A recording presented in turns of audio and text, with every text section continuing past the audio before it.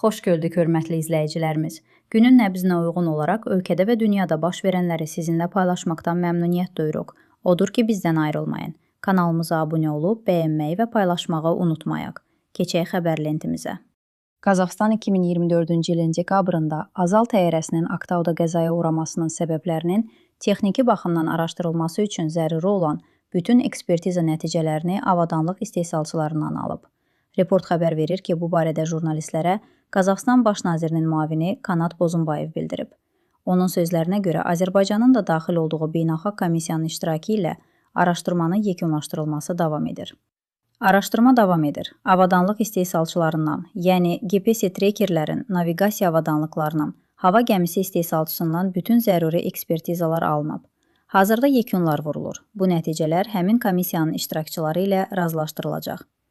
Bozumbayev vurğulayıb ki, komissiyanın tərkibinə Azərbaycan, Qazaxıstan və Rusiya ekspertləri, eləcə də Embraer şirkətinin və Beynəlxalq Mülki Aviasiya Agentliyinin nümayəndələri daxildir.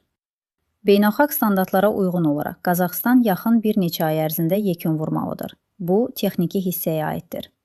Məsələnin hüquqi aspektinə gəldikdə, Kanat Bozumbayev bildirib ki, Qazaxıstanın baş prokurorluğu Rusiya tərəfindən suallar gözləyir.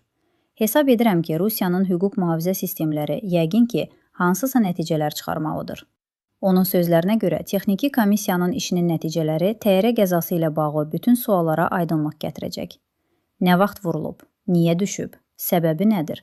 Bütün bunlar beynəlxalq təşkilatın reqlamentinə uyğun olaraq rəsmi hesabatda addım-addım təsvir ediləcək.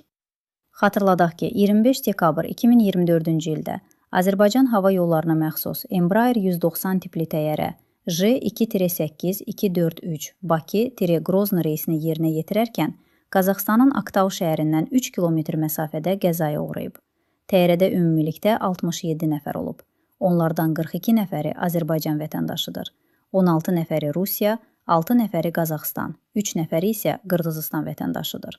Qəza nəticəsində 38 nəfər həlak olub, 29 nəfər sağ qalıb.